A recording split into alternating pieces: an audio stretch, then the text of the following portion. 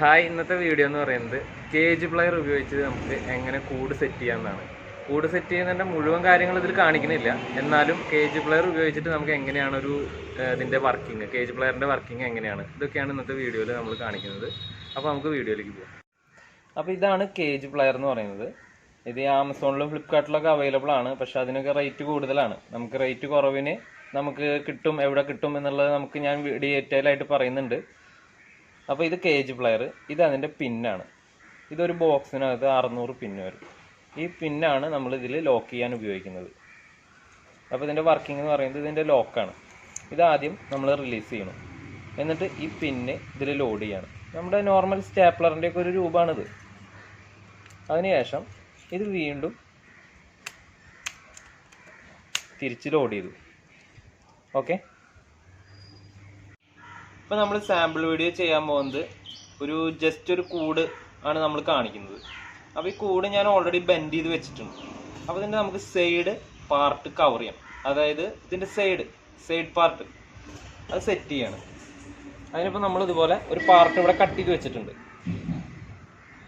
നമ്മൾ ഇനി അത് ഇതിൻ്റെ മുകളിൽ നമുക്ക് എവിടെയാണോ ഇത് ജോയിൻ്റ് ആക്കേണ്ടത് അവിടെ അത് നമ്മൾ ഒരുമിച്ച് കൂട്ടി വെച്ചതിന് ശേഷം നമ്മൾ ഈ കേജ് പ്ലയറിൽ പ്രസ് ചെയ്ത് പിടിച്ച് ഇതിലേക്ക് ടൈറ്റ് ചെയ്തു. അപ്പോൾ ഇത് ലോക്കായി ഇവിടെ. അതുപോലെ നമുക്ക് വേണ്ട ഉറപ്പ് എത്രയാണോ അതിനനുസരിച്ചാണ്. നമുക്ക് എത്രത്തോളം ചെയ്യുന്ന അത്ര ഉറപ്പ് കൂടും. ഒരു പ്രസ്സിങ് ഇത്രേ വരുന്നുള്ളൂ. ഞാനിപ്പോൾ ഇതിൽ 3 എണ്ണം കൊടുത്തിട്ടുള്ളത്. 3 4 എത്ര എണ്ണം വേണമെങ്കിൽ കൊടുക്കാം. അതുപോലെ അതിൻ്റെ അടുത്ത സൈഡ്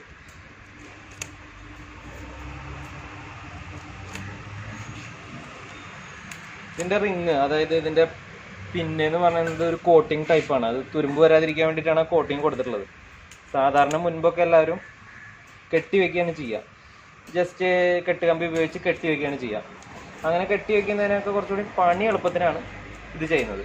അപ്പോൾ നമ്മുടെ ഈ ഒരു പാർട്ട് സെറ്റായി കഴിഞ്ഞു. ഓക്കെ, അപ്പോൾ നമ്മളിതിൻ്റെ അടുത്ത പാർട്ടും കൂടി സെറ്റ് ചെയ്യാണ്. നേരത്തെ ചെയ്തതുപോലെ തന്നെ ഈ ഒരു പാർട്ടും കൂടി.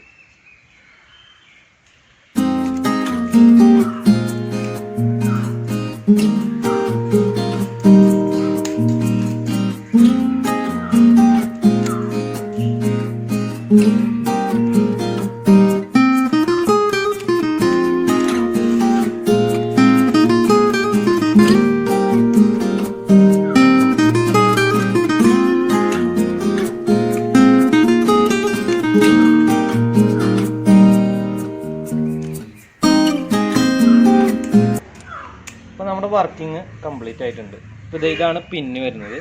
ഇതിൽ ടൈറ്റ് ആയിട്ടുണ്ട്.